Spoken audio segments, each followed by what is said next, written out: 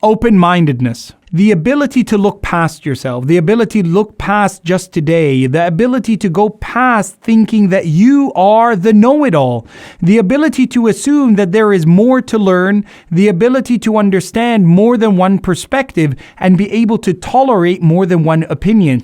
And it's important to kind of define the concept of open-mindedness for us as Muslims, which is the ability to have a tolerance for more than one view, to be able to look at things from more than one perspective, and to have the mental capacity, the mental faculty to look beyond the superficial or the immaterial things that distract people and being able to look at the crux of the issue, the internal most important aspect of an issue. The primary reason why people find it difficult to be open-minded is that they are ignorant of their own ignorance. And in fact, as Muslims, we kind of appreciate the beauty of knowledge, but we also have this great resentment towards what we refer to as al-jahl al-murakkab, ignorance that is compounded. What does that mean? Ignorance is compounded is where a person does not know but believes they know. SubhanAllah. It's one of the greatest fears that you and I should have, is that you are entirely convinced of what you know, that it is the only truth, and you're unaware that there can actually be another legitimate opinion. And therefore, some of the great imams that we follow, for example, in our religious tradition, Al-Imam Abu Hanifa, Al-Imam Malik, Al-Imam Al-Shafi'i, Al-Imam Ahmad ibn Hanbal, radiyallahu an al-Sahaba, wa rahimallahu a'immat al-Muslimin ajma'een. May Allah's mercy be upon all of them and their teachers, the Sahaba of the Prophet ﷺ. They all have a very similar statement. They would say things like, Ma ana alayhi haqq. وَمَا أَنْتَ عَلَيْهِ بَاطِل. What I believe is what I believe to be the truth. The thing that I hold, I believe after studying it and learning it and understanding it, I believe I'm correct. And I believe you're wrong. وَرُبَّمَا أَنْتَ عَلَى حَقٍّ وَأَنَا عَلَى بَاطِل. But I will never ever take out of my heart the concept and the thought that perhaps you are right and I'm wrong. And that's a very important aspect of open-mindedness that we found in the life of the Prophet Muhammad sallallahu alaihi wasallam.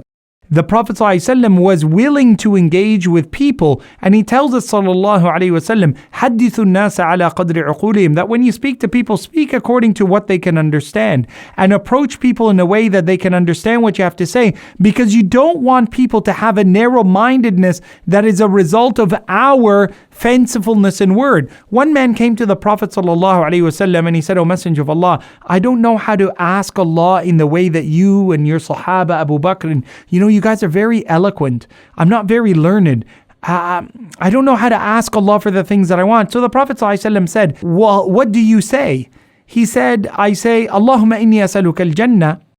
Allahumma inni a'udhu bika min an-nar. Oh Allah, I ask you to protect me from hellfire. Oh Allah, I ask you to give me Jannah and protect me from hellfire. And the Prophet ﷺ said, Hawlaha nudandid. Everything we say is asking for that exact same thing. And therefore the Prophet ﷺ doesn't come to this man and say, no, I want you to say exactly what I said here and it has to be in this exact same way. This isn't something that he would do with all matters of teaching, because there's always an openness for understanding that there's greater capacity for people to approach Allah subhanahu wa ta'ala in ways that may be different to other people, as long as they are on the same sirat al-mustaqim, the same sunnah and way and process of the Prophet Muhammad sallallahu alaihi wasallam. It's important for you and I to consider the nearness of the Prophet sallallahu alaihi wasallam in his heart to other people's hearts. And when I say open-mindedness, it becomes really important to also warn about being negligent. So I can't say, oh, I'm going to be open-minded, so let's get rid of hijab. Oh, let's be open-minded. Fajr is too early. We're just going to pray it as soon as we wake up.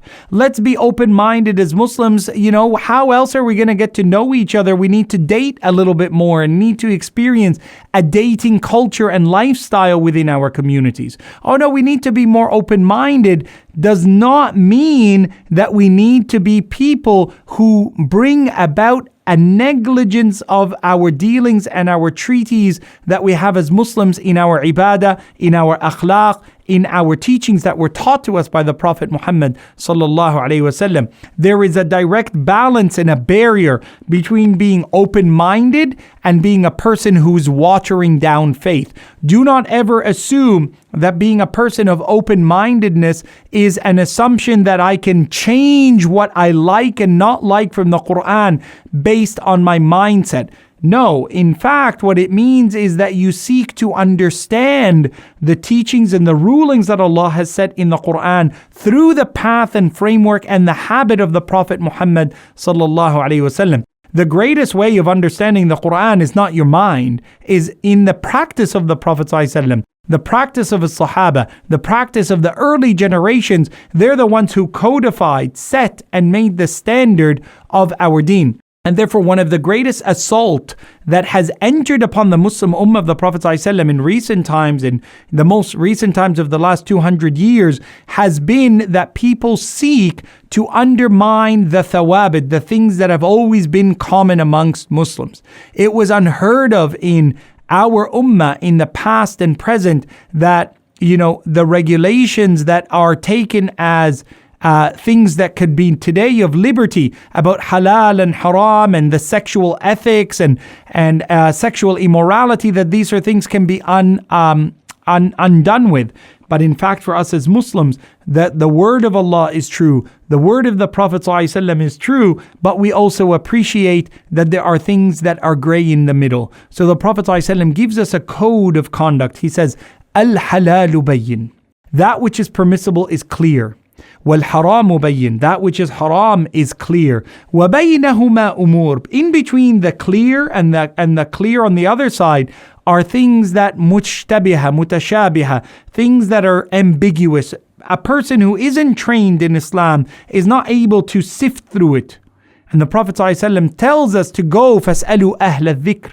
Allah says in the Quran, go back to the people of knowledge who have clarity and can separate between the issues with their open-mindedness and tolerance for the truth. We ask Allah subhanahu wa ta'ala to make us of them. Thinking is very much a product of our belief in Allah in the Quran. أَفَلَا يَعْقِلُونَ. Do they not ponder over the Quran? أَوَلَمْ يتفكروا. Do they not think about the verses of Allah subhanahu wa ta'ala? لقوم يتفكرون. This Quran has been sent for people who deliberate and ponder and study the words of Allah subhanahu wa ta'ala.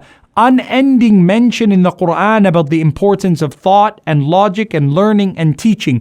But never will we as believers make what we deduce logically be put forward over what was authentically revealed to us. And therefore, النقل قبل العقل.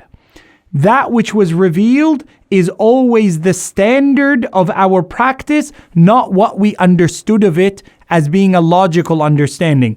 The wahy is always the center of our existence, not the understanding that we have. Because there may come a time, some of the times that we live in today, where the understanding of the majority is in direct contradiction of the revelation that was sent to us by Allah subhanahu wa ta'ala. It might be that you and I live in a society where they have made permissible something that Allah has prohibited. It doesn't matter how many people agree to it. We do not have open-mindedness and say, we will change our Quran for it. We will change our sexual ethics for it. We will change our genderization of right and wrong for it. In fact, open-mindedness for us is that we understand the revelation in its practice, but we do not contradict it with our minds. وصل اللهم وسلم وزد وبارك على سيدنا ونبينا محمد صلى الله عليه وسلم. Your brother Yahya Ibrahim. Wassalamu alaikum wa rahmatullahi wa barakatuh.